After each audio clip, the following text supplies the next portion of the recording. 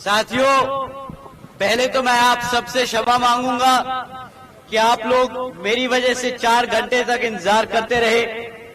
आज दिल्ली से निकलते निकलते ट्रैफिक में फंस गए तो दिल्ली में ही ज्यादा समय लग गया, परंतु आप सबका 4 घंटे का इंतजार मैं जाया नहीं जाने दूंगा। मुझे पूरा विश्वास है कि आप लोगों का प्यार, आप लोगों की मेहनत, जो आप लोगों की शिद्दत है, आज हरबिलास जी के इस प्रोग्राम में आप लोगों ने बखूबी दिखाई। तो आप सभी का मैं एक बार तहे दिल से धन्यवाद करता हूं। हमारी यहां इतनी बड़ी संख्या में मौजूद माताएं, बहनें, बड़े बुजुर्ग, हमारे युवा साथी जो अपने दिन में से इतना कीमती समय निकालकर हम सबको सुनने आए, आप सभी का तहे दिल से धन्यवाद। और आज इस विशाल चुनावी जनसभा को सफल बनाने के लिए हमारे बसपा और इनेलो के सभी पदाधिकारी एवं नेतागण और हमारे मूवमेंट की जान, हमारे कार्यकर्ताओं जिन्होंने इतनी मेहनत की, आप सभी का भी मैं तहे दिल से धन्यवाद और आभार प्रकट करता हूं। साथियों, आप लोगों के बीच में चुनावी मुद्दे रखने से पहले मैं अपने सभी संतों, गुरुओं, महापुरुषों को, जिसमें खासकर महात्मा ज्योतिबा फूले, छत्रपति शाहू जी महाराज, नारायण गुरु, पेरियार रामास्वामी जी, बाबा साहब डॉक्टर भीमराव अंबेडकर जी एवं मान्यवर साहब श्री काशीराम जी को नमन करता हूं। साथियों, मैं बहुजन समाज पार्टी की राष्ट्रीय अध्यक्ष व उत्तर प्रदेश की 4 बार मुख्यमंत्री व पूर्व सांसद आदरणीय बहन जी के नाम से लोकप्रिय बहन कुमारी मायावती जी को भी तहे दिल से आभार प्रकट करता हूं, जिन्होंने अपनी पूरी जिंदगी बामसेफ, DS4, BSP के जन्मदाता व संस्थापक मान्यवर साहब श्री काशीराम जी के बताए हुए रास्ते पर चलकर परम पूज्य बाबा साहब डॉक्टर भीमराव अंबेडकर जी के मानवतावादी व आत्मसम्मान एवं स्वाभिमान के मूवमेंट के कारवा को अपने आजीवन त्याग, तपस्या व कड़े संघर्ष से एक नई राजनीतिक ऊर्जा, शक्ति व पहचान दी है तथा उत्तर प्रदेश जैसे विशाल व महत्वपूर्ण राज्य में 4 बार अपनी पार्टी BSP के नेतृत्व में सरकार बनाकर खासकर बहुजन समाज के लिए एक ऐसी मिसाल है जिससे प्रेरणा लेकर करोड़ों लोग यहाँ हरियाणा में भी सामाजिक परिवर्तन व आर्थिक तरक्की के मिशनरी कार्य से जुड़ चुके हैं। इतना ही नहीं बल्कि मैं खुद भी उनके इस नेतृत्व से प्रभावित होकर BSP मूवमेंट से जुड़ा हुआ हूँ और उनके पद चिन्हों पर चलकर इस मिशनरी दायित्व व कर्तव्य को, फर्ज को अपनी आखिरी सांस तक निभाने की पूरी कोशिश करता रहूंगा। साथियों, मैं हमारे alliance partner Indian National Lokdal के संस्थापक एवं पूर्व उप प्रधानमंत्री श्री चौधरी देवीलाल जी को तहे दिल से नमन करता हूं।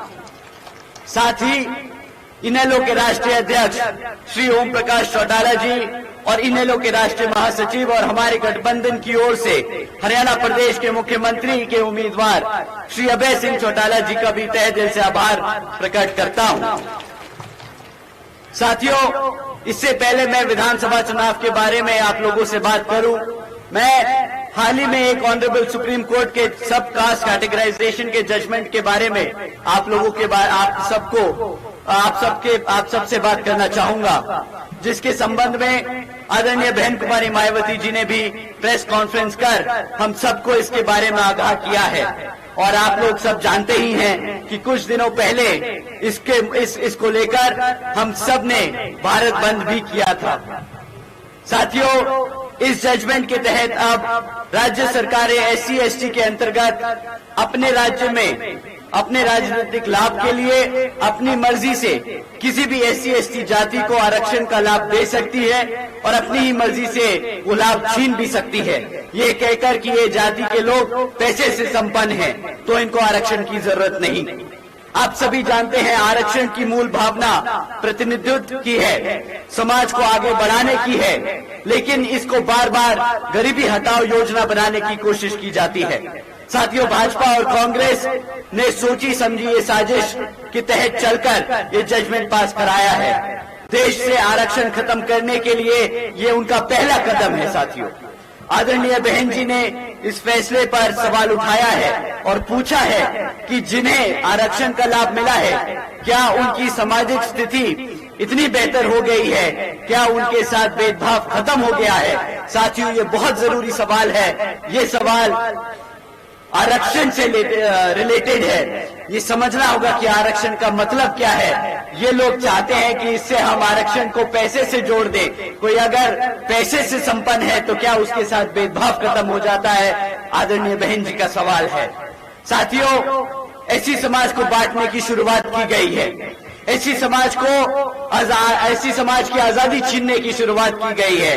ये संविधान से छेड़खानी की शुरुआत है। संविधान बचाने के नाम पर भाजपा और कांग्रेस मिलकर संविधान को बदलने का काम कर रही है। आदरणीय बहन जी ने कहा है कि अगर यह भाजपा की एनडीए और कांग्रेस की इंडिया अलायंस वाली पार्टियां, जिसमें सपा, आम आदमी पार्टी जैसी पार्टियां शामिल हैं, ये सब सच में हमारे SC/ST समाज के आरक्षण के हितैषी हैं, तो ये सब मिलकर पार्लियामेंट के जरिए रिजर्वेशन एक्ट को संविधान की 9वीं सूची में डालकर इसको हमेशा हमेशा के लिए सुरक्षित कर दे। साथियों, यही नहीं बल्कि अब तो आदरणीय बहन जी और बसपा की यही मांग है कि जुडिशरी में भी रिजर्वेशन लागू होना चाहिए, ताकि भविष्य में इस तरह के जजमेंट हमारे रिजर्वेशन के जो खिलाफ आए वो भी आगे से कभी पास ना हो पाए। साथियों, कांग्रेस पार्टी की ओर से इस पे उनके राष्ट्रीय अध्यक्ष श्री खड़गे जी ने प्रेस कॉन्फ्रेंस कर कहा है कि आरक्षण तो पंडित नेहरू और गांधी जी की देन है। पहली बात, राहुल गांधी जी कहां थे? वोट मांगने के लिए वो आप सबके बीच में संविधान की किताब दिखाकर आपका वोट मांगते रहे, कहे कि हम संविधान बचाने के लिए आए हैं, आप हमें वोट दें। परंतु जब ये जजमेंट पास हुआ तो उनके मुंह पे चुप्पी साधी हुई थी। वो आप लोगों के सामने, आप लोगों के बीच में नहीं आए। उन्होंने अपना स्टैंड आज तक क्लियर नहीं किया, परंतु वो चुपके से विदेश जाकर एक प्राइवेट कॉन्फ्रेंस में बोलते हैं कि भाई जब हमारा अच्छा समय आएगा तो हम संविधान से आरक्षण खत्म कर देंगे। अब साथियों, इनका सच आप लोगों के सामने है। ये लोग जो आपको किताब दिखाकर संविधान की आरक्षण बचाने की बात करते थे, आज वो आपके सामने खुद बोलते हैं कि अगर उनको मौका मिला तो सबसे पहले वो आपका आरक्षण खत्म करने का काम करेंगे। साथियों, बताइए, क्या ऐसी कांग्रेस को आप यहां आने देंगे? साथियों, दूसरी बात, कांग्रेस के राष्ट्रीय अध्यक्ष खुद ऐसी समाज से आते हैं और वो अगर बाबा साहब के संघर्षों को नजरअंदाज कर ऐसी समाज को गुमराह करने का काम करते हैं, बांटने का काम करते हैं, तो साथियों, मान्यवर साहब श्री काशीराम जी ने ऐसे समाज के नेताओं को एक नाम दिया था। आप लोग वो नाम जानते हैं? क्या आप जानते हैं वो नाम? चमचा। ऐसे नेता जो अपने समाज से आते हैं और हमारे समाज को गुमराह करते हैं, बाबा साहब के मेहनत को नजरअंदाज करते हैं, मान्यवर साहब ने ऐसे नेताओं को चमचा का नाम दिया था। आज कांग्रेस पार्टी और भाजपा में ऐसे चमचे भरे पड़े हैं। तीसरी बात, पंडित नेहरू और गांधी जी, आरक्षण तो दूर की बात है, वो दलित इतने विरोधी थे कि संविधान कमेटी में जब सदस्य चुन के जा रहे थे तो बाबा साहब को लोकसभा में, संसद में भेजने के लिए यहाँ जिस कॉन्स्टिट्यूएंसी ने बाबा साहब को पार्लियामेंट में भेजा था, पंडित नेहरू जी और गांधी जी ने वो कॉन्स्टिट्यूएंसी उठाकर पाकिस्तान में डाल दी थी। तो साथियों, जो बताइए, जो लोग बाबा साहब को ना बर्दाश्त कर सके, आपको लगता है कि उनके वंशज आपके आरक्षण, उनके संविधान को बर्दाश्त कर पाएंगे? तो साथियों, ये हम सबको मालूम है और आज मैं आप लोगों को इस मंच के माध्यम से बता देना चाहता हूं कि राहुल गांधी जी, हुड्डा जी और कांग्रेस बाबा साहब विरोधी थे, बाबा साहब विरोधी हैं और बाबा साहब विरोधी रहेंगे। जिंदाबाद। हुड्डा जी और कांग्रेस दलित और आरक्षण विरोधी थे, दलित और आरक्षण विरोधी हैं और दलित और आरक्षण विरोधी रहेंगे। मैं राहुल गांधी जी को भी बोल देना चाहता हूं कि आपके जैसे नेता जो हमारा आरक्षण खत्म करना चाहते हैं, आप सब अपने कान खोल के सुन लीजिए। संविधान हमारी पहचान है और आरक्षण हमारी आजादी आप लोगों को छीनने नहीं देंगे, छीनने नहीं देंगे। जिंदाबाद जिंदाबाद जिंदाबाद। और साथियों,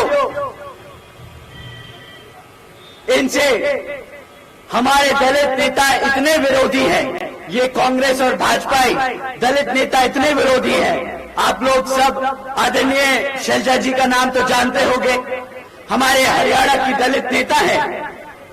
आप सब ने सुना है दलित शैलजा जी का नाम।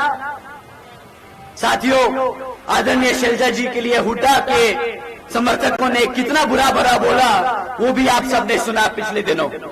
एक बड़ी नेता है वो, एक बड़ी दलित नेता है वो। शैलजा जी का हम पूरा आदर सम्मान करते हैं और इस मंच के माध्यम से हम पूरे हरियाणा को बता देना चाहते हैं कि आप एक दलित होकर अपना पूरा जीवन कांग्रेस को समर्पित कर सकते हैं, पर तब भी ये कांग्रेस आपको वो सम्मान नहीं दे सकती जो आपकी अपनी पार्टी बीएसपी और इनेलो दे सकती है। साथियों, अब मैं आपका रुख यहाँ विधानसभा चुनाव के बारे में लेकर आना चाहूंगा। साथियों, यहाँ पर पिछले 10 सालों में हरियाणा में भाजपा की सरकार चल रही है और अब वो चुनावी दौर है, तो आप लोगों के बीच में घूम घूम कर आप लोगों का वोट मांगने का काम करेगी। परंतु मैं आप लोगों से दरखास्त करूंगा कि जब भाजपा के लोग आपके बीच में आए तो आप उनसे 3 मुद्दों पे सवाल करें। आप अपने बच्चों की शिक्षा पे सवाल करें कि उन्होंने शिक्षा के क्षेत्र में आपके बच्चों के लिए क्या किया। आप उनसे सवाल करें रोजगार के मुद्दों पर कि पिछले 10 सालों में उन्होंने हमारे बच्चों के लिए रोजगार के कितने अवसर पैदा करे। और तीसरा, यहाँ पर हमारी माताओं के लिए कि आपको अपना घर चलाने के लिए कितना महंगा पड़ रहा है, तो महंगाई पे सवाल करें। साथियों, अगर हम पूछे शिक्षा के मामले में, तो मैं आपको 3-4 टिप्पणियां छोड़ के जा रहा हूँ। 10 सालों में यहाँ भाजपा ने, पिछले 10 सालों में यहाँ भाजपा ने 5,000 से प्राइमरी स्कूल 5,000 से ज्यादा प्राइमरी स्कूल बंद करने का काम किया है। एक तरफ यहाँ पर हमारे बच्चों की पढ़ने की संख्या बढ़ती जा रही है और दूसरी तरफ ये भाजपा वाले लोग हमारे बच्चों के स्कूल बंद करते आ रहे हैं। साथियों, दूसरी तरफ यहाँ पर 2,200 से ज्यादा सीनियर सेकेंडरी स्कूल है, जिनमें आधों से ज्यादा स्कूलों में पढ़ाने के लिए शिक्षक नहीं है। तीसरी, 2017 से हमारे SC, ST, OBC समाज के छात्रों की स्कॉलरशिप का पैसा तक नहीं रिलीज किया गया। साथियों, जब आपके बच्चों के स्कूल बंद कर दिए जाएंगे और जब आपके बच्चों के बचे हुए स्कूलों में पढ़ाने के लिए शिक्षक नहीं होंगे, हमारे बच्चों की स्कॉलरशिप का पैसा रोक दिया जाएगा, तो बताइए क्या ये हमारे बच्चों की शिक्षा के लिए, हमारे बच्चों की शिक्षा के साथ खिलवाड़ है कि नहीं? आप ही बताइए, क्या हमारे बच्चों को गुलाम बनाने की तैयारी की जा रही है कि नहीं? साथियों, भाजपा के शासनकाल में शिक्षा के अगर हम मुद्दे पे बात करें तो इन्होंने सिर्फ एक ही चीज में तरक्की करी है, वो है पेपर लीक की खबरें। आप सब सुनते हैं, आप सब सुनते हैं कि साथियों, आज की डेट में कोई भी ऐसा सरकारी डिपार्टमेंट नहीं बचा जिसके यहाँ पर पेपर ना लीक हुए हो भर्तियों के। इसी कारण यहाँ पर हमारे लोगों को रोजगार नहीं मिल पा रहा। हमारे बच्चे मेहनत करते हैं, पढ़ लिख कर पेपर देते हैं कि इस उम्मीद से कि रोजगार मिल जाएगा, परंतु जब वो पेपर लीक हो जाता है तो इनको बहाना मिल जाता है वो नौकरियां रद्द करने का। मैं आपको दूसरे मुद्दे पे लाता हूँ इसी बात से। हमारे यहाँ पे हरियाणा में इन्होंने बच्चों के लिए रोजगार के लिए क्या किया है पिछले 10 सालों में? कुछ नहीं किया। आपकी बात रही पूरे हरियाणा में आज 40% युवा बेरोजगार घूम रहा है, 40% युवा बेरोजगार घूम रहा है साथियों। और इतना ही नहीं, यहाँ भाजपा ने तो ये काम किया ही किया। इनके पास आप जानते हैं कितने सरकारी पद खाली पड़े हैं। पिछले 10 साल से यहाँ पर 2 लाख से ज्यादा सरकारी पद खाली पड़े। अगर ये चाहे तो हमारे युवाओं को चुटकी बजाकर वो सारे सरकारी पद भरकर हमारे बच्चों को रोजगार दे सकते हैं, परंतु ये आपके बच्चों को रोजगार नहीं देंगे। ये आपके बच्चों को रोजगार नहीं देंगे साथियों। ये चाहते हैं कि आपके बच्चे हमेशा बेरोजगार घूमें, अनपढ़ रहें, ताकि जब वो पढ़े लिखेंगे नहीं, रोजगार के लायक होंगे नहीं, तो आपको मुफ्त में राशन देकर आपको जिंदगी भर अपना गुलाम बनाकर रखना चाहते हैं। आप बताइए, क्या आप अपने बच्चों को गुलाम रखना चाहते हैं? तो यहाँ पर समय आ गया है सत्ता परिवर्तन का। यहाँ पर अपने प्रत्याशी हरबिलास जी को जिताकर विधानसभा भेजने का।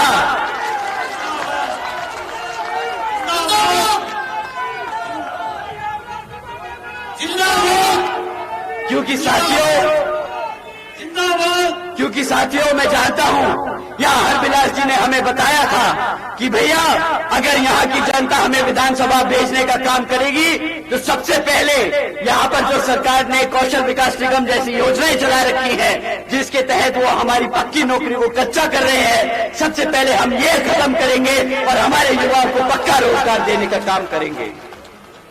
साथियों, एक तरफ ये भाजपा की सरकार है जो हमारे बच्चों को अनपढ़ और गुलाम बनाने की कोशिश करती है, और दूसरी तरफ हमारे आदरणीय बहन जी की सरकार, जिसके तहत आदरणीय बहन जी ने अपने शासनकाल में 7 लाख से ज्यादा बच्चों को मुफ्त में 12वीं तक की शिक्षा प्राप्त कराने के लिए 600 करोड़ से ज्यादा की राशन धनराशि खर्च करने का काम किया था। उसी तरह यहाँ पर हरियाणा में भी इनेलो बसपा की सरकार अपने बच्चों के लिए बेइंतहा पैसा खर्चेगी, अपने बच्चों को पढ़ा लिखाने के लिए, अपने पैरों पर खड़ा करने के लिए।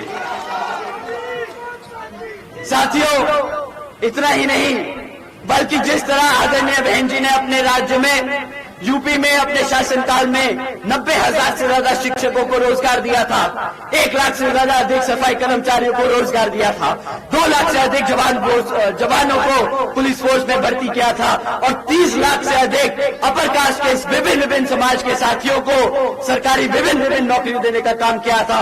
उसी तरह यहाँ हरियाणा में भी इनेलो बसपा की सरकार आपको करोड़ों की संख्या में रोजगार देने का काम करेगी। इतना ही नहीं साथियों, बल्कि आदरणीय बहन जी के शासनकाल के दौरान बसपा की सरकार ने कृषि एवं संबंधित कार्यों में मिनिमम वेजेस को 55 रुपए से बढ़ाकर 100 रुपए प्रतिदिन करने का काम किया था। यहाँ पे भी आपके जो कृषि बेसिक जो मिनिमम वेजेस है, डेली मिनिमम वेजेस है, उसको भी हम आते ही डबल करने का काम करेंगे। साथियों, बहन जी का गवर्नेंस मॉडल के तहत चलकर ही बसपा की सरकार प्रदेश में सभी समाज के लोगों को अपने पैरों पर खड़ा कर एक स्वाभिमान से जीने के अधिकार दिलाने का काम करेगी। और अब साथियों, अगर हम महंगाई की बात करें तो इनसे हम बस ये सवाल करेंगे कि यहाँ पर ये लोग बोलते हैं कि हमने 80 करोड़ जनता को मुफ्त में राशन देने का काम किया। ये लोग कहते हैं कि हमने 80 करोड़ जनता को राशन दिया है मुफ्त में। मैं इनसे सवाल करता हूं कि अगर 80 करोड़ जनता को मुफ्त में राशन देने का काम करना पड़ रहा है तो मतलब 80 करोड़ की जनता यहाँ पर इतनी काबिल नहीं कि वो अपने आप अपने महीने का राशन खरीद सके। अब आप ही बताइए, क्या ऐसी नकामा ऐसी बेकार सरकार को आप दोबारा मौका देंगे? तो साथियों, समय आ गया है यहाँ पर सत्ता परिवर्तन का। समय आ गया है, आप लोग अपनी कमर कस ले, आप लोग सत्ता बदल दे और यहाँ पर शासक बन जाएं, ताकि आप अपने बच्चों का भविष्य सुरक्षित कर सके, आप अपने आप को एक रिस्पेक्टेबल जिंदगी देने का काम करें। साथियों, इन्हीं कुछ जरूरी बातों के साथ मैं आप सभी से एक खास अपील करता हूं कि यहाँ आप विधानसभा नारायणगढ़ में बसपा के उम्मीदवार श्री हरबिलास जी राजपुरा को चुनाव लड़ा रहे हैं, जिन्हें आप उन्हें भारी मतों से वोटिंग मशीन पर बसपा का हाथी चुनाव चिन्ह के सामने वाला बटन दबाकर यहाँ से विधानसभा भेजने का काम करे, ताकि वो आप लोगों के लिए दिन रात मेहनत कर आपको एक इज्जतदार और एक समाज में खड़ा करने का मौका दे। साथियों, इतनी कुछ जरूरी बातों के साथ मैं अपनी बात यही समाप्त करता हूं। जय भीम, जय भारत।